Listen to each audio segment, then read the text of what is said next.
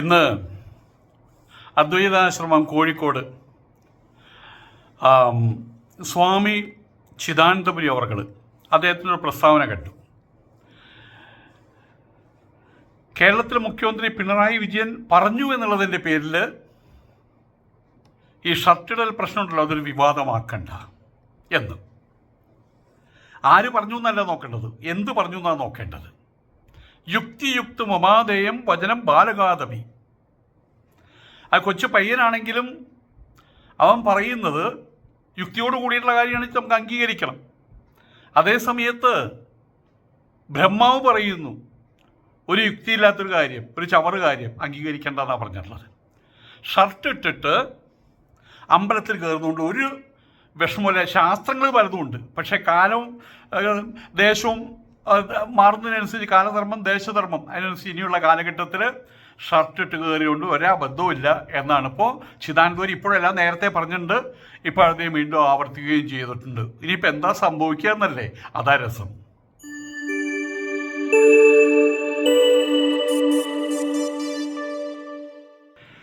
നമസ്കാരം. ഈ ശരീരാഭിമാനം വെടിയുക, അതിൻ്റെ ഭാഗമായിട്ടാണ് നമ്മൾ വസ്ത്രനിരാസങ്ങൾ നടത്തുന്നത് എന്നൊക്കെയാണ് ശാസ്ത്രം. അങ്ങനെ ഈ പറഞ്ഞ് പഠിപ്പിക്കാൻ പറ്റും. ആയതുകൊണ്ടാണ് ഗോപികമാർ കുളിക്കുന്ന സമയത്ത് അവർ വസ്ത്രം എടുത്ത് കൊണ്ടുപോയി കൃഷ്ണൻ, എന്നിട്ട് മരത്തിൻ്റെ കൊമ്പത്തിരിപ്പായി വസ്ത്രങ്ങളും അതിൻ്റെ മേലെ വച്ചിരിക്കുകയാണ്. ഈ പെൺകുട്ടികൾ മേലെ കയറി വരാൻ പറ്റുന്നില്ല. കാരണം എന്താ, ഒരു ആൺകുട്ടി മേലെ ഇരിക്കുകയാണ്, ആൺകുട്ടി ഒരു പുരുഷൻ ശ്രീകൃഷ്ണൻ മേലെ ഇരിക്കുകയാണ്. അപ്പോൾ ഇവരുമാണ് കൃഷ്ണ വസ്ത്രം എന്താ, ഞങ്ങൾക്ക് കുളി കഴിഞ്ഞ് വീട്ടിലെത്തണം, അവിടെ കുട്ടികളുണ്ട്, അവിടെ പൂജാകർമ്മങ്ങളും കാര്യങ്ങളൊക്കെയും ചെയ്യണം, വിളക്ക് കൊളുത്തണം, വസ്ത്രം എന്താ തരില്ല. അവസാനം പറഞ്ഞു, ഇവർ കാര്യങ്ങൾ ഈ ചോദിച്ച് മനസ്സിലാക്കിയപ്പോൾ കൃഷ്ണൻ അവരോട് പറഞ്ഞു, നിങ്ങൾ വലിയ ഭക്തകളായിട്ട് ചമയൊന്നും വേണ്ട, ഇപ്പോഴും ശരീരാഭിമാനം വിട്ടിട്ടില്ലല്ലോ. ഭഗവാന്റെ അടുത്തേക്ക് പോകുന്ന സമയത്ത് താൻ ശരീരമല്ല, മനസ്സല്ല, ശരീര മനോബുദ്ധി ഉപാധികളൊന്നുമല്ല, താൻ ആത്മാവാണ്, ജീവാത്മാവ്, അത് തന്നെയാണ് പരമാത്മാവ്. ആ ഒരു ബോധത്തിൽ അവിടെ ചെല്ലുന്ന സമയത്ത് എന്തിനാണ് വസ്ത്രം? അപ്പോൾ വസ്ത്രം കിട്ടിയാൽ നിങ്ങൾ എൻ്റെ അടുത്തേക്ക് വരുള്ളൂ അല്ലേ, എനിക്ക് ഇത്രയും പറയുള്ളൂ, വസ്ത്രം ഞാൻ തരാം, പക്ഷെ വലിയ ഭക്തകളായിട്ട് ചമയരുത് കേട്ടോ എന്ന് ഗോപിയന്മാരോട് പറഞ്ഞ് അവരെ ഒന്ന് കളിയാക്കി എന്ന് പറയേണ്ട. അപ്പോൾ അതൊക്കെയും ശാസ്ത്രത്തിൽ ഉദ്ധരിക്കാൻ പറ്റിയ കാര്യങ്ങളാണ്. എങ്കിലും ആവശ്യമായിട്ടുള്ള ഈ ലോകത്തിൽ നിലനിൽക്കുന്ന ആചാരങ്ങൾക്കൊപ്പം മര്യാദകളും വേണമല്ലോ. അപ്പോൾ നാണം മറച്ചുകൊണ്ട്, ഓക്കെ, സ്ത്രീകൾക്ക് മാറിടത്തിൽ നാണമുണ്ട്, അരയ്ക്ക് കീഴ്പ്പെട്ട് നാണമുണ്ട്, അവർക്ക് മറയ്ക്കാം. പുരുഷന് മാറിടത്തിൽ എന്താ നാണം, അത് മറയ്ക്കേണ്ട ആവശ്യമില്ല. ഇതൊക്കെയാണ് ശാസ്ത്രത്തിൻ്റെ ഭാഗങ്ങൾ. പക്ഷേ കാലം മാറി, കാലം മാറുന്നതനുസരിച്ച് കോലം മാറുന്നു പറയില്ലേ, ആയതുകൊണ്ട് അത് മനസ്സിലെത്തിക്കൊണ്ടാണ് സ്വാമിജി ഇങ്ങനൊരു അഭിപ്രായം നേരത്തെ പറഞ്ഞിട്ടുണ്ട്, പലപ്പോഴും പറഞ്ഞിട്ടുണ്ട്.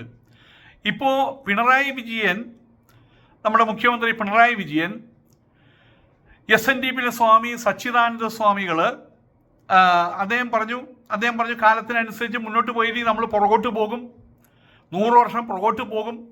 ആയതുകൊണ്ട് തന്നെ കാലാനുസൃതമായിട്ടുള്ള മാറ്റങ്ങൾ ഉണ്ടാക്കണം എന്ന് പറഞ്ഞു. അതിനെ പിണറായി വിജയൻ അനുകൂലിക്കുകയും ചെയ്തു. ഇപ്പോൾ ചിദാനന്ദപുരിയും അതിനെ അനുകൂലിച്ചിരിക്കുകയാണ്. അപ്പോൾ ചിദാനന്ദപുരിയുടെ നാക്കും വാക്കും എല്ലാം അദ്ദേഹത്തിൻ്റെ ആന്തരിക വിഭവങ്ങൾ മുഴുവൻ ഇനി കമ്മ്യൂണിസ്റ്റുകാർക്കെതിരായിട്ട്, മുസ്ലിങ്ങൾക്കെതിരായിട്ട്, അങ്ങനെ അദ്ദേഹത്തെ ഒരു യന്ത്രനാക്കി മാറ്റാൻ, ഒരു പാവയാക്കി മാറ്റാൻ ഇടക്കാലത്തൊരു ശ്രമം സംഘപരിവാറിൻ്റെ ഭാഗത്ത് ഉണ്ടായി. മോഹൻ ഭാഗവത് അവിടെ വന്നു, അദ്ദേഹത്തെ നമസ്കരിച്ചു.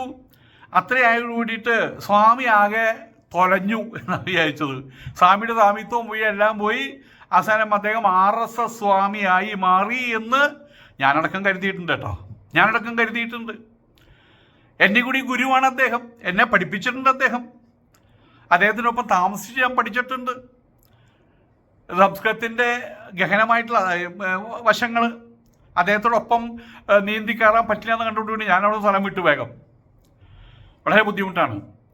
ആയതുകൊണ്ട് തന്നെ അദ്ദേഹം തപസ്വിയാണ്, ശ്രോത്രിയനാണ്, ബ്രഹ്മനിഷ്ഠനാണ്, ഒക്കെയാണ്. പക്ഷേ ഇടക്കാലത്ത് വന്ന ഈ ശ്രുതി എന്ന് തന്നെ പറയാം. യഥാ കാഷ്ടമയോ ഹസ്തി യഥാ ചർമ്മമയോ മൃഗ.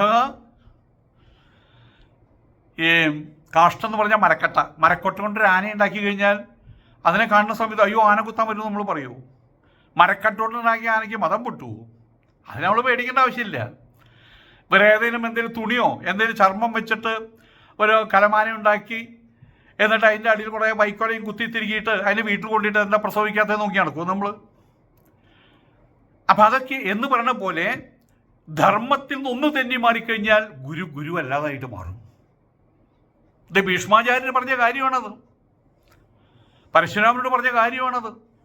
ബ്രഹ്മചാരിയോട് പോയിട്ട് കല്യാണം കഴിക്കാൻ പറഞ്ഞാൽ നിങ്ങൾ ഗുരുവാണോ എന്നാണ് ചോദിച്ചത്. എന്നിട്ടാണ് യുദ്ധത്തിൽ ഒരുപ്പെട്ടത്. ഗുരുവിനോട് യുദ്ധം ചെയ്യാൻ പാടില്ല. ആ ഗുരുവിൻ്റെ ഗുരുത്വം എടുത്തു കളഞ്ഞിട്ടാണ് യുദ്ധം. ഇതുപോലെ എനിക്കൊക്കെ വളരെ സങ്കടം ഉണ്ടാക്കിയ കാര്യമാണ് ചിദാനന്ദപുരിയെ പോലുള്ള ആളുകൾ. എനിക്ക് സന്യാസം നിന്ന ആൾക്കാരുണ്ട്, അവരെ പേര് ഞാൻ പറയുന്നില്ല. അവരൊക്കെയും പതുക്കെ അവരുടെ ഭാഗം അവരൊരു RSS സ്പോൺസേഡ് എന്നുള്ള രീതിയിൽ അവരായി മാറിയെന്ന് ഞാൻ പറയുന്നില്ല. പക്ഷെ അവരങ്ങനെയാണെന്ന് കരുതുന്ന മറ്റു സമൂഹം കരുതുന്ന രീതിയിൽ അവരുടെ പെരുമാറ്റങ്ങളുണ്ടായി. അതിന് സംഘപരിവാറുകാർ പറഞ്ഞുണ്ടാക്കിയതാണോ എന്ന് എനിക്കറിയില്ല, ഞാനതിന് കുറ്റപ്പെടുത്താനും തയ്യാറില്ല. പക്ഷെ ഞാനടക്കമുള്ള ആളുകൾ എൻ്റെ കൊച്ചു ബുദ്ധിയിൽ വെച്ച് ചിദാനന്ദപുരി സ്വാമികളെ RSS സ്വാമി എന്ന് ഞാൻ ഒരു 158 പ്രാവശ്യം 159 പ്രാവശ്യം ഞാൻ പറഞ്ഞിട്ടുണ്ട്. ഞാൻ കുറേ പ്രാവശ്യം പറഞ്ഞിട്ടുണ്ടെന്ന് അർത്ഥം. അതിൽ സങ്കടം ഉണ്ടായിരുന്നു, ഗുരുവിനെ കുറ്റം പറയുന്ന സങ്കടം ഉണ്ടായിരുന്നു. പക്ഷെ അദ്ദേഹത്തിൻ്റെ ആറ്റിറ്റ്യൂഡ് ക്ലിയർ ആക്കി. ഇപ്പോൾ ഇനിയാണ് കളി. അത് നമുക്ക് പിന്നെ പറയാം. കളി മറ്റൊന്നുമല്ല. RSകാർ പറയും നന്ദി കെട്ടവൻ, അവനാ പറയുക. താൻ എവിടുത്തെ സന്യാസിയുണ്ടോ പിന്നെ പറയുന്നത്. പിന്നെ അച്ഛനും അമ്മയ്ക്കും വിളിക്കുന്ന ഒരു സ്ഥിരം പരിപാടിയാണല്ലോ. അത് അവരുടെ പച്ചത്തറി ഗുണ്ടായുസം അത് ചിദാനന്ദപുരിക്കും കിട്ടും. കാരണം അവരെ സംബന്ധിച്ചിടത്തോളം ചിദാനന്ദപുരി ആര്? ശങ്കരാചാര്യരെ ആര്? ഏത് ശങ്കരൻ? എന്ത് ശങ്കരൻ? ശങ്കര മേനോനോ ശങ്കര നായരോ അതൊന്നും അവർക്ക് പ്രശ്നമല്ല. അവരുടെ രീതി അതാണ്. അവർ ഹിന്ദു എന്ന് പറഞ്ഞ അഭിധ അവർക്ക് ഇഷ്ടമല്ല. ഹിന്ദുത്വം അതാണ് അവരുടെ ഇഷ്ടം. അതുകൊണ്ട് അവർ ഇടയ്ക്കിടയ്ക്ക് പറയും സനാതന ധർമ്മം. ഒരിക്കൽ ഒരുത്തം പറഞ്ഞ സാധന ധർമ്മം എന്ന്, വേറൊരുത്തം പറഞ്ഞ സാമാന ധർമ്മം എന്ന്. അവരത്രയേ ഉള്ളൂ. ഈ താന്നാണോ ധാന്നോ സനാതന ധർമ്മം സനാധന എന്നവരെഴുതുക. സനാതന എന്ന് എഴുതില്ല. തത്തമ്മേരത്തെ താന്ന് അവർക്ക് അറിയില്ല. സനാധനം ധനമല്ലേ, ധനം വിദ്യാധനം, സനാധനം. ഇത്രേ ഇവരുടെ കാര്യങ്ങളുള്ളൂ. ഇടയ്ക്കിടയ്ക്ക് എടുത്തിട്ട് വീശുന്നു മാത്രമേ ഉള്ളൂ. ആ ഒരു വാക്കേ അറിയുള്ളൂ. അതിനെപ്പോഴുള്ള വാക്കൊന്നും അറിയില്ല. അപ്പോൾ ചിദാനന്ദപുരി സ്വാമിയുടെ പോലെ ഒരാൾ ആ ഒരു വകുപ്പിലേക്ക് ആവശ്യമാണെന്ന് കരുതി ഒപ്പം നിന്നു. പക്ഷെ അതിൻ്റെ ഭവിഷ്യത്ത് അദ്ദേഹം അതിൻ്റെ ഭവിഷ്യത്ത് മനസ്സിലാക്കിയത് പിന്നീടാണെന്നൊന്നും പറയാൻ ഞാൻ തയ്യാറില്ല. അദ്ദേഹത്തിന് അങ്ങനെ ഒരു ഭവിഷ്യത്ത് ഉണ്ടായിരുന്നു, അല്ലെങ്കിൽ അദ്ദേഹത്തിന് അങ്ങനെ ഒരു പോരായ്മ ഉണ്ടായിരുന്നു എന്ന് ഞാനൊക്കെയും കരുതിയത് എൻ്റെ തെറ്റായിരിക്കാം. അദ്ദേഹത്തെ വിലയിരുത്താൻ ഞാൻ ആളല്ല. നമുക്ക് മറ്റേ ദേഷ്യം വരുന്ന സമയത്ത് നമ്മൾ ആരെയെ പിടിച്ച് ചീത്ത പറയുക? കൊച്ചുകുട്ടികൾ അമ്മയുടെ തോളത്തിരുന്ന് അമ്മയുടെ മൂക്കുമ്പോൾ പിടിച്ച് തിരുമ്പും, അല്ലെങ്കിൽ അമ്മയുടെ കണ്ണിൽ കുത്തും, അല്ലെങ്കിൽ മുടി പിടിച്ച് വലിക്കും. അമ്മയുടെ ഒക്കത്തിരുന്നാ ചെയ്യുക. അല്ലാണ്ട് അവൻ വേറെ ആരെയും പിടിച്ച് അവൻ എന്തെങ്കിലും ചെയ്യാൻ പറ്റൂ? അവൻ എന്നെ സംബന്ധിച്ചിടത്തോളം നമുക്ക് ദേഷ്യം വന്ന ഗുരുക്കന്മാരെ ചീത്ത പറയാത്തേ പറ്റുള്ളൂ. അപ്പം അതുകൊണ്ട് തന്നെ ചിദാനന്ദപുരി സ്വാമികളുടെ ഇന്നത്തെ അഭിപ്രായം അത് ഭയാനകമായിട്ടൊരു അഭിപ്രായമായിട്ട് എനിക്ക് തോന്നുന്നു. ഭയാനകം തന്നെയാണ്. ഞാനത് വാക്കാണ് ഉപയോഗിക്കുന്നത്, ഭയാനകം തന്നെ. അദ്ദേഹത്തിൻ്റെ മുഖതാവിൽ നിന്ന്, അദ്ദേഹത്തിൻ്റെ മുഖത്ത് നിന്ന് അങ്ങനൊരു വാക്ക് വന്നത്. പിണറായി വിജയൻ പറഞ്ഞാലും സത്യമാണെങ്കിൽ അംഗീകരിക്കാം, അതിനെക്കുറിച്ചൊരു വിവാദം വേണ്ട എന്ന് അദ്ദേഹം പറഞ്ഞത്. അപ്പം ആയതുകൊണ്ട് തന്നെ പലപ്പോഴും ആചാരവിശേഷങ്ങൾ, ഒരു നിസ്സാര കാര്യം എടുക്കാം. രജസ്സുര സമയത്ത് മെൻസസ് പീരീഡുള്ള സമയത്തുള്ള പെൺകുട്ടികൾ, സ്ത്രീകൾ ശബരിമലയിൽ കയറാൻ പാടില്ല. ആരാ പറഞ്ഞുണ്ടാക്കിയത്? അത് ഭഗവത് കൽപ്പനയാണ്, അത് അയ്യപ്പൻ്റെ കൽപ്പനയാണ്. ധർമ്മശാസ്ത്രാവ് അങ്ങനെ പറയില്ല. കാരണം അയാൾക്ക് 2 ഭാര്യമാരുണ്ട്. ഒരു 2 മക്കൾ ഒരു കാലത്ത് പറയുന്നുണ്ട്, ഒരാൾ വേറെ പറയുന്നുണ്ട്. എത്ര മക്കളാണെന്നും അറിയില്ല. അയ്യപ്പൻ നൈഷ്ഠ്യ ബ്രഹ്മചാരിയെന്ന് ഒരു വെച്ച് കീച്ചുന്നുണ്ട്. ശരി, സംഭവിച്ചു. അയ്യപ്പൻ്റെ അപ്പനെ വേറെ ഉണ്ടല്ലോ. അങ്ങനെ അയ്യപ്പൻ്റെ ഇംഗിതമാണെങ്കിൽ ഡൽഹി അയ്യപ്പ ക്ഷേത്രത്തിൽ പെൺകുട്ടികൾ കയറാൻ പാടുണ്ടോ? ബോംബെ അയ്യപ്പ ക്ഷേത്രത്തിൽ പെൺകുട്ടികൾ കയറാം. മീരാ റോഡിൽ അയ്യപ്പ ക്ഷേത്രമുണ്ട്, അവിടെ പെൺകുട്ടികൾ കയറാൻ പാടുണ്ടോ?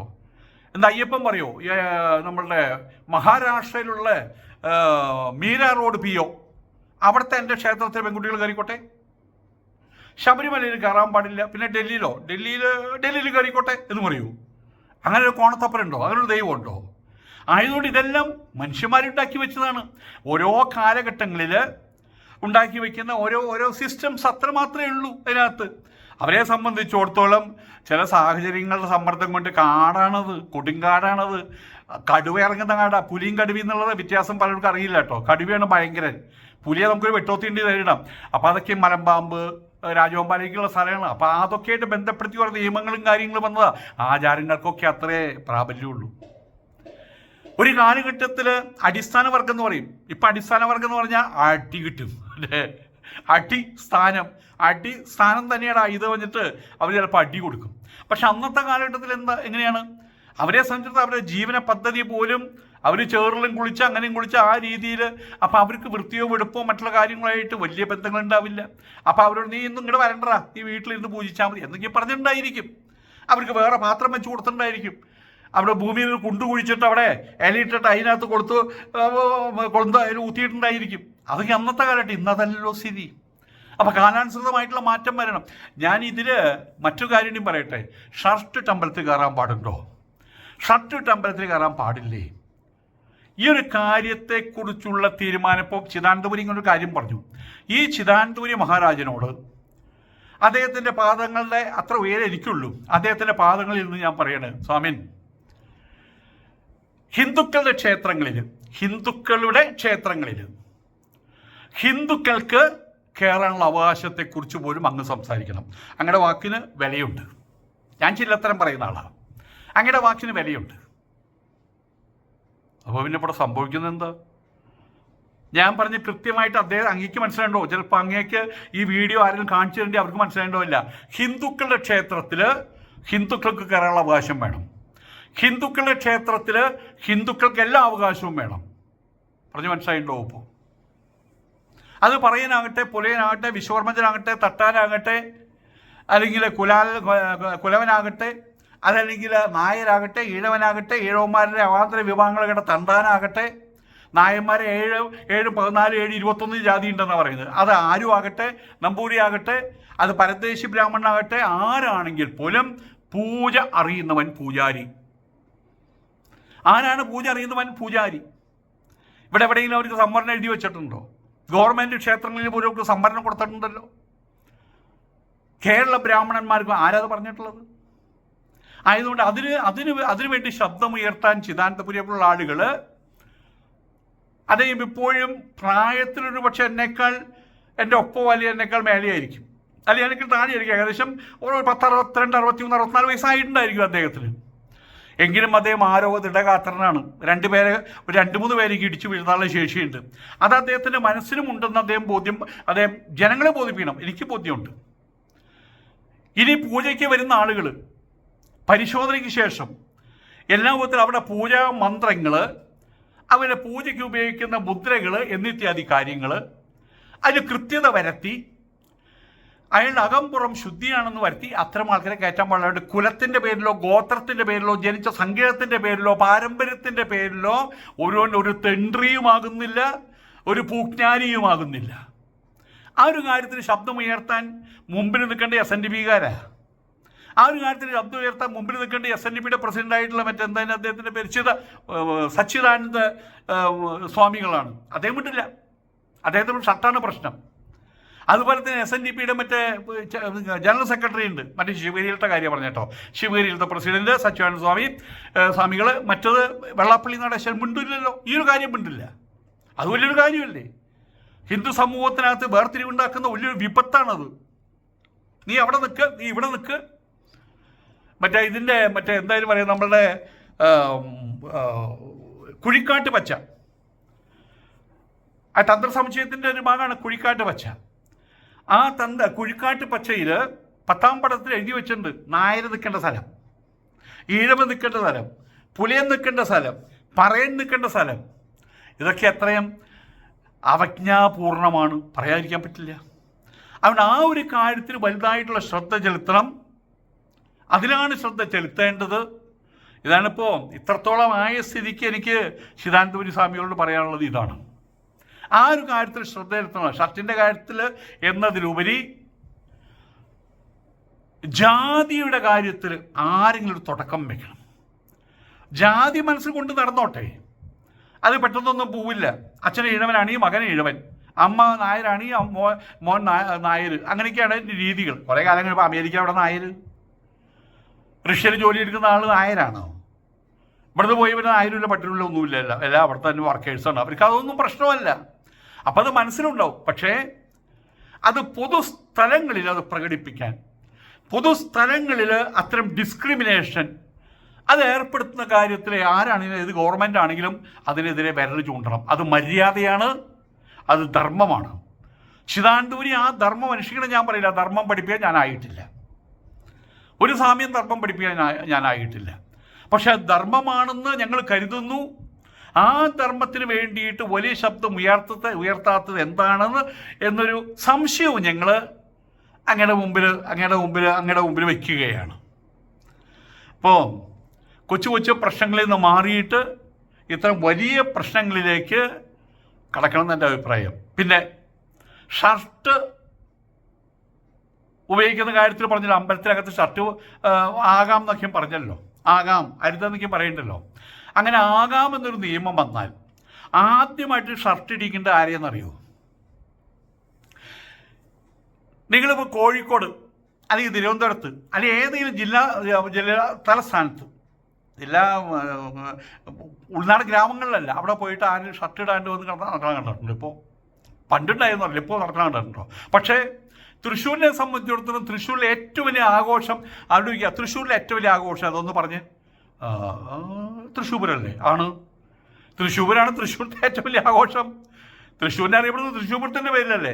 ആ തൃശ്ശൂർ പൂരത്തിലെ സ്ത്രീ ജനങ്ങളും യുവതികളും യുവാക്കന്മാരെല്ലാം ലക്ഷോപലക്ഷം ആൾക്കാർ നിൽക്കുമ്പോൾ കുറേ കൊഞ്ഞാണന്മാർ പഞ്ചവാദ്യെന്നും തിമല എന്നും മേളെന്നും പറഞ്ഞിട്ട് ഷർട്ടിട്ടാണ്ട് നിൽക്കുന്നത് എത്ര ലജ്ജാവഹമാണ്. ലജ്ജാവഹം എന്നാണോ ലജ്ഞാവഹം എന്നാണോ പറയുക?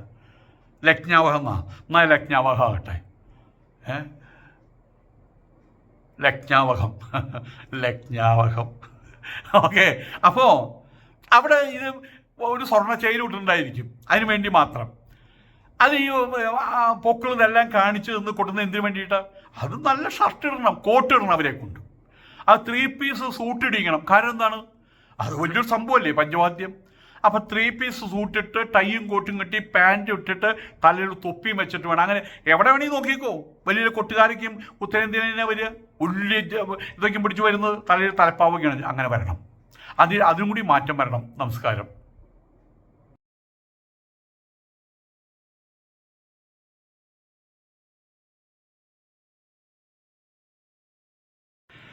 നമസ്കാരം. ഈ ശരീരാഭിമാനം വെടിയുക, അതിൻ്റെ ഭാഗമായിട്ടാണ് നമ്മൾ വസ്ത്രനിരാസങ്ങൾ നടത്തുന്നത് എന്നൊക്കെയാണ് ശാസ്ത്രം. അങ്ങനെ ഈ പറഞ്ഞ് ഫലിപ്പിക്കാൻ പറ്റും. ആയതുകൊണ്ടാണ് ഗോപികമാർ കുളിക്കുന്ന സമയത്ത് അവർ വസ്ത്രം എടുത്ത് കൊണ്ടുപോയി കൃഷ്ണൻ, എന്നിട്ട് മരത്തിൻ്റെ കൊമ്പത്തിരിപ്പായി വസ്ത്രങ്ങളും അതിൻ്റെ മേലെ വച്ചിരിക്കുകയാണ്. ഈ പെൺകുട്ടികൾ മേലെ കയറി വരാൻ പറ്റുന്നില്ല. കാരണം എന്താ? ഒരു ആൺകുട്ടി മേലെ ഇരിക്കുകയാണ്, ആൺകുട്ടി ഒരു പുരുഷൻ ശ്രീകൃഷ്ണൻ മേലെ ഇരിക്കുകയാണ്. അപ്പോൾ ഇവരുമാണ്, കൃഷ്ണ വസ്ത്രം എന്താ, ഞങ്ങൾക്ക് കുളി കഴിഞ്ഞ് വീട്ടിലെത്തണം, അവിടെ കുട്ടികളുണ്ട്, അവിടെ പൂജാകർമ്മങ്ങളും കാര്യങ്ങളൊക്കെയും ചെയ്യണം, വിളക്ക് കൊളുത്തണം, വസ്ത്രം എന്താ തരില്ല. അവസാനം പറഞ്ഞു, ഇവർ കാര്യങ്ങൾ ഈ ചോദിച്ച് മനസ്സിലാക്കിയപ്പോൾ കൃഷ്ണൻ അവരോട് പറഞ്ഞു, നിങ്ങൾ വലിയ ഭക്തകളായിട്ട് ചമയൊന്നും വേണ്ട, ഇപ്പോഴും ശരീരാഭിമാനം വിട്ടിട്ടില്ലല്ലോ. ഭഗവാന്റെ അടുത്തേക്ക് പോകുന്ന സമയത്ത് താൻ ശരീരമല്ല, മനസ്സല്ല, ശരീര മനോബുദ്ധി ഉപാധികളൊന്നുമല്ല, താൻ ആത്മാവാണ്, ജീവാത്മാവ്, അത് തന്നെയാണ് പരമാത്മാവ്. ആ ഒരു ബോധത്തിൽ അവിടെ ചെല്ലുന്ന സമയത്ത് എന്തിനാണ് വസ്ത്രം? അപ്പോൾ വസ്ത്രം കിട്ടിയാൽ നിങ്ങൾ എൻ്റെ അടുത്തേക്ക് വരുള്ളൂ അല്ലേ? എനിക്ക് ഇത്രയേ പറയുള്ളൂ, വസ്ത്രം ഞാൻ തരാം, പക്ഷെ വലിയ ഭക്തകളായിട്ട് ചമയരുതേട്ടോ എന്ന് ഗോപിയന്മാരോട് പറഞ്ഞ് അവരെ ഒന്ന് കളിയാക്കി എന്ന് പറയുന്നുണ്ട്. അപ്പോൾ അതൊക്കെയും ശാസ്ത്രത്തിൽ ഉദ്ധരിക്കാൻ പറ്റിയ കാര്യങ്ങളാണ്. എങ്കിലും ആവശ്യമായിട്ടുള്ള ഈ ലോകത്തിൽ നിലനിൽക്കുന്ന ആചാരങ്ങൾക്കൊപ്പം മര്യാദകളും വേണമല്ലോ. അപ്പോൾ നാണം മറച്ചുകൊണ്ട് ഓക്കെ, സ്ത്രീകൾക്ക് മാറിടത്തിൽ നാണമുണ്ട്, അരയ്ക്ക് കീഴ്പ്പെട്ട് നാണമുണ്ട്, അവർക്ക് മറയ്ക്കാം. പുരുഷന് മാറിടത്തിൽ എന്താ നാണം, അത് മറയ്ക്കേണ്ട ആവശ്യമില്ല. ഇതൊക്കെയാണ് ശാസ്ത്രത്തിൻ്റെ ഭാഗങ്ങൾ. പക്ഷേ കാലം മാറി. കാലം മാറുന്നതനുസരിച്ച് കോലം മാറുന്നു പറയില്ലേ, ആയതുകൊണ്ട് അത് മനസ്സിരുത്തിക്കൊണ്ടാണ് സ്വാമിജി ഇങ്ങനൊരു അഭിപ്രായം നേരത്തെ പറഞ്ഞിട്ടുണ്ട്, പലപ്പോഴും പറഞ്ഞിട്ടുണ്ട്. ഇപ്പോൾ പിണറായി വിജയൻ, നമ്മുടെ മുഖ്യമന്ത്രി പിണറായി വിജയൻ, SNDP സ്വാമി സച്ചിദാനന്ദ സ്വാമികൾ അദ്ദേഹം പറഞ്ഞു കാലത്തിനനുസരിച്ച് മുന്നോട്ട് പോയി നമ്മൾ പുറകോട്ട് പോകും, 100 വർഷം പുറകോട്ട് പോകും. ആയതുകൊണ്ട് തന്നെ കാലാനുസൃതമായിട്ടുള്ള മാറ്റങ്ങൾ ഉണ്ടാക്കണം എന്ന് പറഞ്ഞു. അതിനെ പിണറായി വിജയൻ അനുകൂലിക്കുകയും ചെയ്തു. ഇപ്പോൾ ചിദാനന്ദപുരിയും അതിനെ അനുകൂലിച്ചിരിക്കുകയാണ്.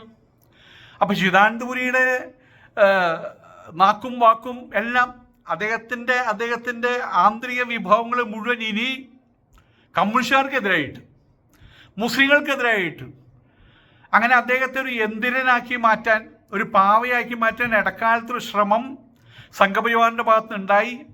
മോഹൻ ഭാഗവത് അവിടെ വന്നു, അദ്ദേഹത്തെ നമസ്കരിച്ചു. അത്രയായത് കൂടിയിട്ട് സ്വാമി ആകെ തൊലഞ്ഞു എന്നാണ് വിചാരിച്ചത്. സ്വാമിയുടെ സ്വാമിത്വം പോയി, എല്ലാം പോയി. അവസാനം അദ്ദേഹം RSS സ്വാമിയായി മാറി എന്ന് ഞാനടക്കം കരുതിയിട്ടുണ്ട് കേട്ടോ. ഞാനടക്കം കരുതിയിട്ടുണ്ട്. എന്നെ കൂടി ഗുരുവാണ് അദ്ദേഹം, എന്നെ പഠിപ്പിച്ചിട്ടുണ്ട് അദ്ദേഹം. അദ്ദേഹത്തിനൊപ്പം താമസിച്ച് ഞാൻ പഠിച്ചിട്ടുണ്ട്. സംസ്കൃതത്തിൻ്റെ ഗഹനമായിട്ടുള്ള വശങ്ങൾ അദ്ദേഹത്തോടൊപ്പം നീന്തി കയറാൻ പറ്റില്ല എന്ന് കണ്ടുകൊണ്ട് ഞാനവിടെ സ്ഥലം വിട്ടു വേഗം. വളരെ ബുദ്ധിമുട്ടാണ്.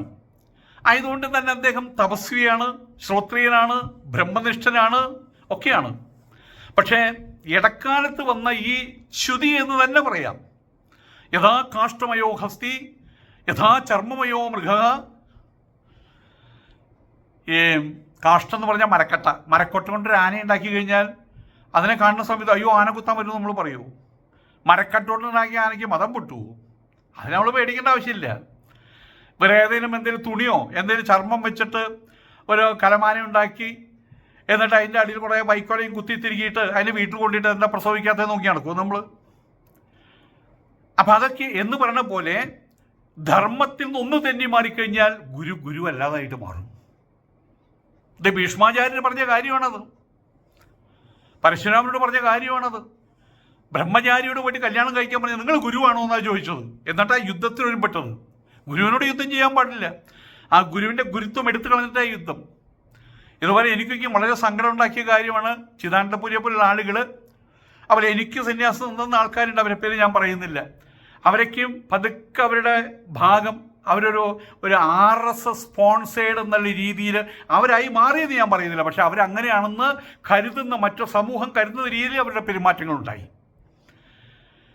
അതിന് സംഘപരിവാറുകാർ പറഞ്ഞുണ്ടാക്കിയതാണോ എന്ന് എനിക്കറിയില്ല, ഞാനതിന് കുറ്റപ്പെടുത്താനും തയ്യാറില്ല. പക്ഷെ ഞാനടക്കമുള്ള ആളുകൾ എൻ്റെ കൊച്ചു ബുദ്ധിയിൽ വെച്ച് ചിദാനന്ദപുരി സ്വാമികളെ RSS സ്വാമി എന്ന് ഞാൻ ഒരു 158 പ്രാവശ്യം 159 പ്രാവശ്യം ഞാൻ പറഞ്ഞിട്ടുണ്ട്. ഞാൻ കുറേ പ്രാവശ്യം പറഞ്ഞിട്ടുണ്ടെന്ന് അർത്ഥം. അതിന് സങ്കടം ഉണ്ടായിരുന്നു, ഗുരുവിനെ കുറ്റം പറയുന്ന സങ്കടം ഉണ്ടായിരുന്നു. പക്ഷെ അദ്ദേഹത്തിൻ്റെ ആറ്റിറ്റ്യൂഡ് ക്ലിയറാക്കി. ഇപ്പോൾ ഇനിയാണ് കളി. അത് നമുക്ക് പിന്നെ പറയാം. കളി മറ്റൊന്നുമല്ല. RSകാർ പറയും നന്ദി കെട്ടവൻ, അവനാ പറയുക. താൻ എവിടുത്തെ സന്യാസിയുണ്ടോ പിന്നെ പറയുന്നത്.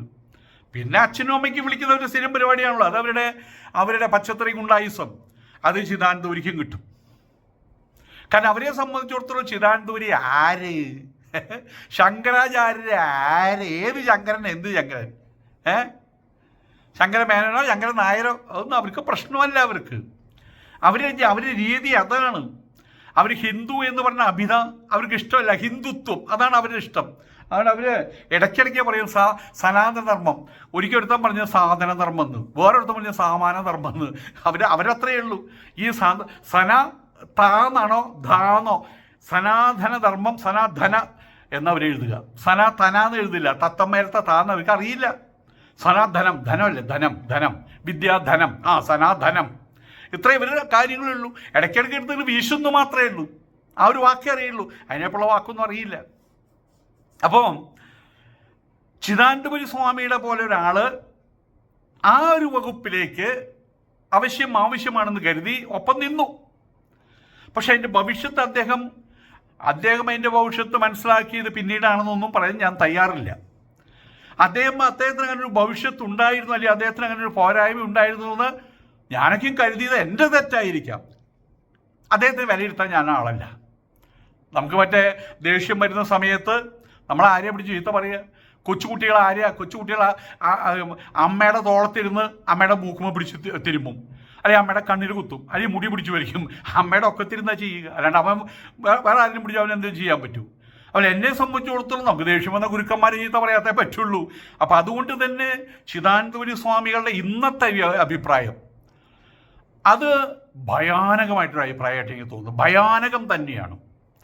ഞാനത് വാക്കാണ് ഉപയോഗിക്കുന്നത്, ഭയാനകം തന്നെ. അദ്ദേഹത്തിൻ്റെ ബോധാവിൽ നിന്ന്, അദ്ദേഹത്തിൻ്റെ മുഖത്ത് നിന്ന് അങ്ങനൊരു വാക്ക് വന്നത്, പിണറായി വിജയൻ പറഞ്ഞാലും സത്യമാണെങ്കിൽ അംഗീകരിക്കാം, അതിനെക്കുറിച്ചൊരു വിവാദം വേണ്ട എന്ന് അദ്ദേഹം പറഞ്ഞത്.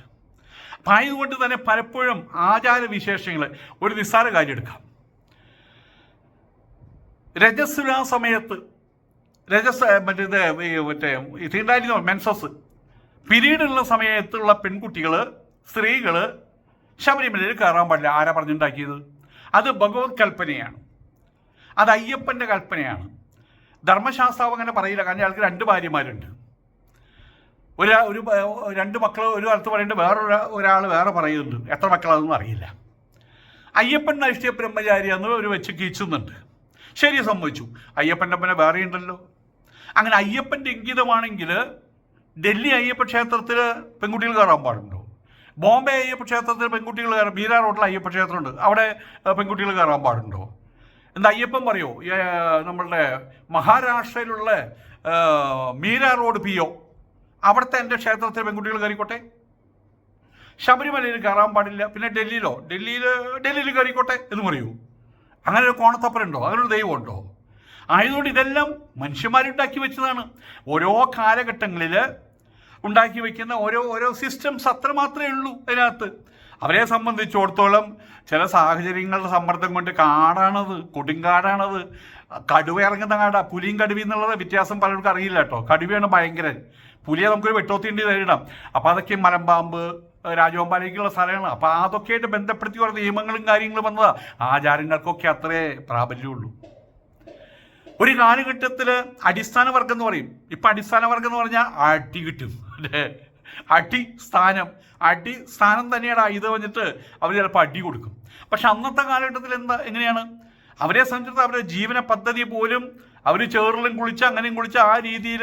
അപ്പോൾ അവർക്ക് വൃത്തിയോ വെടുപ്പോ മറ്റുള്ള കാര്യങ്ങളായിട്ട് വലിയ ബന്ധങ്ങളുണ്ടാവില്ല. അപ്പോൾ അവരോട് നീ ഇന്നും ഇങ്ങോട്ട് വരണ്ടടാ, നീ വീട്ടിലിരുന്ന് പൂജിച്ചാൽ മതി എന്തെങ്കിലും പറഞ്ഞിട്ടുണ്ടായിരിക്കും. അവർക്ക് വേറെ പാത്രം വെച്ച് കൊടുത്തിട്ടുണ്ടായിരിക്കും. അവിടെ ഭൂമിയിൽ കുണ്ടുകുഴിച്ചിട്ട് അവിടെ ഇലയിട്ടിട്ട് അതിനകത്ത് കൊളുത്ത് അതിൽ ഊത്തിയിട്ടുണ്ടായിരിക്കും. അതൊക്കെ അന്നത്തെ കാലഘട്ടം. ഇന്നതല്ലോ സ്ഥിതി. അപ്പോൾ കാലാനുസൃതമായിട്ടുള്ള മാറ്റം വരണം. ഞാനിതിൽ മറ്റു കാര്യം പറയട്ടെ. ഷർട്ട് അമ്പലത്തിൽ കയറാൻ പാടുണ്ടോ? ഷർട്ട് അമ്പലത്തിൽ കയറാൻ പാടില്ലേ? ഈ ഒരു കാര്യത്തെക്കുറിച്ചുള്ള തീരുമാനം ഇപ്പോൾ ചിദാനന്ദപുരി ഇങ്ങനൊരു കാര്യം പറഞ്ഞു. ഈ ചിദാനന്ദപുരി മഹാരാജനോട് അദ്ദേഹത്തിൻ്റെ പാദങ്ങളുടെ അത്ര ഉയരം എനിക്കുള്ളൂ. അദ്ദേഹത്തിൻ്റെ പാദങ്ങളിൽ നിന്ന് ഞാൻ പറയണേ, സ്വാമിൻ, ഹിന്ദുക്കളുടെ ക്ഷേത്രങ്ങളിൽ ഹിന്ദുക്കൾക്ക് കയറാനുള്ള അവകാശത്തെക്കുറിച്ച് പോലും അങ്ങ് സംസാരിക്കണം. അങ്ങയുടെ വാക്കിന് വിലയുണ്ട്. ഞാൻ ചില്ലത്തരം പറയുന്ന ആളാണ്. അങ്ങയുടെ വാക്കിന് വിലയുണ്ട്. അപ്പോൾ പിന്നെ ഇവിടെ സംഭവിക്കുന്നത് എന്താ? ഞാൻ പറഞ്ഞ് കൃത്യമായിട്ട് അങ്ങേക്ക് മനസ്സിലാണ്ടോ? ചിലപ്പോൾ അങ്ങേക്ക് ഈ വീഡിയോ ആരെങ്കിലും കാണിച്ചു തരേണ്ടി അവർക്ക് മനസ്സിലാണ്ടോ ഇല്ല. ഹിന്ദുക്കളുടെ ക്ഷേത്രത്തിൽ ഹിന്ദുക്കൾക്ക് കയറാനുള്ള അവകാശം വേണം. ഹിന്ദുക്കളുടെ ക്ഷേത്രത്തിൽ ഹിന്ദുക്കൾക്ക് എല്ലാ അവകാശവും വേണം. പറഞ്ഞ് മനസ്സിലായിട്ടോ? ഇപ്പോൾ അത് പറയാനാകട്ടെ, പുലയനാകട്ടെ, വിശ്വകർമ്മജനാകട്ടെ, തട്ടാനാകട്ടെ, അല്ലെങ്കിൽ കുലവനാകട്ടെ, അതല്ലെങ്കിൽ നായരാകട്ടെ, ഈഴവനാകട്ടെ, ഈഴവന്മാരുടെ അവാന്തര വിഭാഗങ്ങളുടെ തണ്ടാനാകട്ടെ, നായന്മാരെ 7, 14, 7, 21 ജാതി ഉണ്ടെന്നാണ് പറയുന്നത്. അത് ആരും ആകട്ടെ, നമ്പൂരി ആകട്ടെ, അത് പരദേശി ബ്രാഹ്മണനാകട്ടെ, ആരാണെങ്കിൽ പോലും പൂജ അറിയുന്നവൻ പൂജാരി. ആരാണ് പൂജ അറിയുന്നവൻ? പൂജാരി. ഇവിടെ എവിടെയെങ്കിലും അവർക്ക് സംവരണം എഴുതി വെച്ചിട്ടുണ്ടോ? ഗവൺമെൻറ് ക്ഷേത്രങ്ങളിൽ പോലും അവർക്ക് സംവരണം കൊടുത്തിട്ടുണ്ടല്ലോ. കേരള ബ്രാഹ്മണന്മാർക്ക് ആരാത് പറഞ്ഞിട്ടുള്ളത്? ആയതുകൊണ്ട് അതിനുവേണ്ടി ശബ്ദമുയർത്താൻ ചിദാനന്ദപുരിയുള്ള ആളുകൾ അദ്ദേഹം ഇപ്പോഴും പ്രായത്തിലൊരു പക്ഷെ എന്നേക്കാൾ എൻ്റെ ഒപ്പം വലിയ എന്നേക്കാൾ മേലെയായിരിക്കും, അല്ലെങ്കിൽ എനിക്ക് താഴെയായിരിക്കും. ഏകദേശം ഒരു 10, 62, 63, 64 വയസ്സായിട്ടുണ്ടായിരിക്കും അദ്ദേഹത്തിന്. എങ്കിലും അദ്ദേഹം ദൃഢഗാത്രനാണ്. 2 3 പേരെ ഇടിച്ചു വീഴ്ത്താനുള്ള ശേഷിയുണ്ട്. അത് അദ്ദേഹത്തിൻ്റെ മനസ്സിനുമുണ്ടെന്ന് അദ്ദേഹം ജനങ്ങളെ ബോധിപ്പിക്കണം. എനിക്ക് ബോധ്യമുണ്ട്. ഇനി പൂജയ്ക്ക് വരുന്ന ആളുകൾ പരിശോധനയ്ക്ക് ശേഷം എല്ലാ വിധത്തിലും അവിടെ പൂജാ മന്ത്രങ്ങൾ, അവരുടെ പൂജയ്ക്ക് ഉപയോഗിക്കുന്ന മുദ്രകൾ എന്നിത്യാദി കാര്യങ്ങൾ അതിന് കൃത്യത വരുത്തി അയാളുടെ അകംപുറം ശുദ്ധിയാണെന്ന് വരുത്തി അത്തരം ആൾക്കാരെ കയറ്റാൻ പാടില്ല. കുലത്തിൻ്റെ പേരിലോ ഗോത്രത്തിൻ്റെ പേരിലോ ജനിച്ച സംഗീതത്തിൻ്റെ പേരിലോ പാരമ്പര്യത്തിൻ്റെ പേരിലോ ഒരു തെണ്ട്രിയുമാകുന്നില്ല, ഒരു പൂജ്ഞാനിയുമാകുന്നില്ല. ആ ഒരു കാര്യത്തിൽ ശബ്ദമുയർത്താൻ മുമ്പിൽ നിൽക്കേണ്ട SNDP-കാരാ. ആ ഒരു കാര്യത്തിൽ ശബ്ദം ഉയർത്താൻ മുമ്പിൽ നിൽക്കേണ്ട SNDP-യുടെ പ്രസിഡൻ്റായിട്ടുള്ള മറ്റെന്തായാലും അദ്ദേഹത്തിൻ്റെ പരിചിത സച്ചിദാനന്ദ സ്വാമികളാണ്. അദ്ദേഹം വിട്ടില്ല. അദ്ദേഹത്തിന് ഷർട്ടാണ് പ്രശ്നം.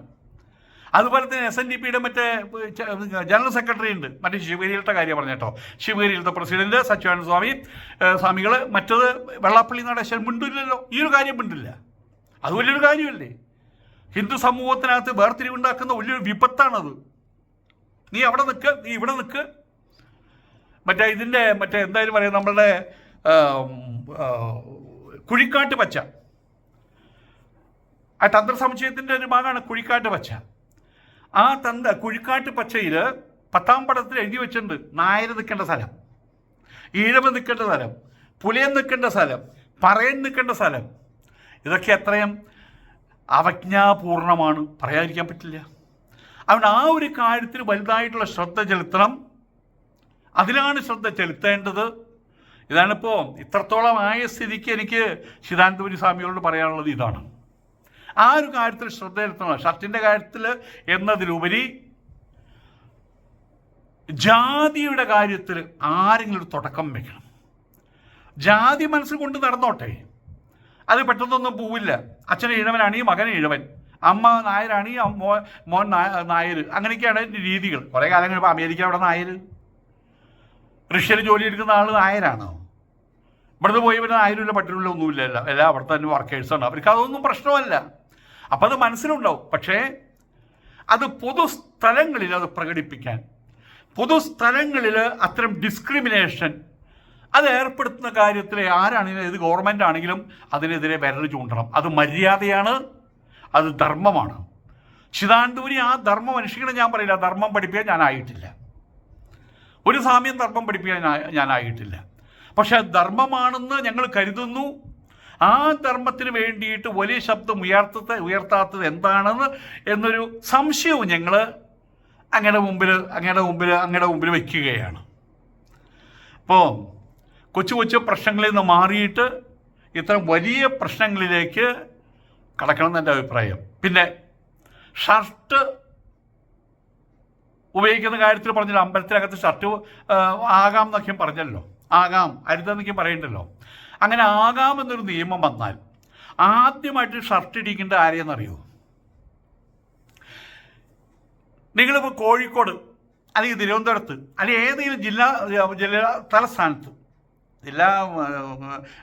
ഉൾനാട് ഗ്രാമങ്ങളിലല്ല, അവിടെ പോയിട്ട് ആരും ഷർട്ട് ഇടാണ്ട് വന്ന് നടക്കാൻ കണ്ടിട്ടുണ്ട്. ഇപ്പോൾ പണ്ടുണ്ടായിരുന്നല്ലോ, ഇപ്പോൾ നടക്കാൻ കണ്ടിട്ടുണ്ടോ? പക്ഷേ തൃശ്ശൂരിനെ സംബന്ധിച്ചിടത്തോളം തൃശ്ശൂരിലെ ഏറ്റവും വലിയ ആഘോഷം ആലോചിക്കുക. തൃശ്ശൂരിലെ ഏറ്റവും വലിയ ആഘോഷം അതൊന്ന് പറഞ്ഞ്, തൃശ്ശൂരല്ലേ? ആണ്, തൃശ്ശൂരാണ് തൃശ്ശൂരിൻ്റെ ഏറ്റവും വലിയ ആഘോഷം. തൃശ്ശൂരിനെ അറിയപ്പെടുന്നത് തൃശ്ശൂർപുരത്തിൻ്റെ പേരിലല്ലേ? ആ തൃശ്ശൂർപുരത്തിലെ സ്ത്രീ ജനങ്ങളും യുവതികളും യുവാക്കന്മാരെല്ലാം ലക്ഷോപലക്ഷം ആൾക്കാർ നിൽക്കുമ്പോൾ കുറേ കൊഞ്ഞാണന്മാർ പഞ്ചവാദ്യെന്നും തിമല എന്നും മേളെന്നും പറഞ്ഞിട്ട് ഷർട്ടിനാണ് നിൽക്കുന്നത്. എത്ര ലജ്ജാവഹമാണ്! ലജ്ജാവഹം എന്നാണോ ലജ്ഞാവഹം എന്നാണോ പറയുക? ലജ്ഞാവഹം എന്നാൽ ലജ്ഞാവഹം ആകട്ടെ. ലജ്ഞാവഹം ഓക്കെ. അപ്പോൾ അവിടെ ഇത് ഒരു സ്വർണ്ണ ചെയിൻ ഇട്ടുണ്ടായിരിക്കും, അതിന് വേണ്ടി മാത്രം. അത് ഈ പൊക്കൾ ഇതെല്ലാം കാണിച്ച് നിന്ന് കൊടുക്കുന്ന എന്തിനു വേണ്ടിയിട്ടാണ്? അത് നല്ല ഷർട്ട് ഇടണം, കോട്ട് ഇടണം അവരെ കൊണ്ട്. ആ 3 പീസ് സൂട്ട് ഇടിക്കണം. കാരണം എന്താണ്? അത് വലിയൊരു സംഭവമല്ലേ പഞ്ചവാദ്യം. അപ്പം 3 പീസ് സൂട്ടിട്ട് ടൈയും കോട്ടും കെട്ടി പാൻറ്റ് ഇട്ടിട്ട് തലയിൽ തൊപ്പിയും വെച്ചിട്ട് വേണം. അങ്ങനെ എവിടെ വേണമെങ്കിൽ നോക്കിക്കോ, വലിയ കൊട്ടുകാരയ്ക്കും ഉത്തരേന്ത്യനെ വലിയ ഉള്ളി ഇതൊക്കെ പിടിച്ച് വരുന്നത് തലയിൽ തലപ്പാവൊക്കെയാണ്. അങ്ങനെ വരണം. അതിനും കൂടി മാറ്റം വരണം. നമസ്കാരം.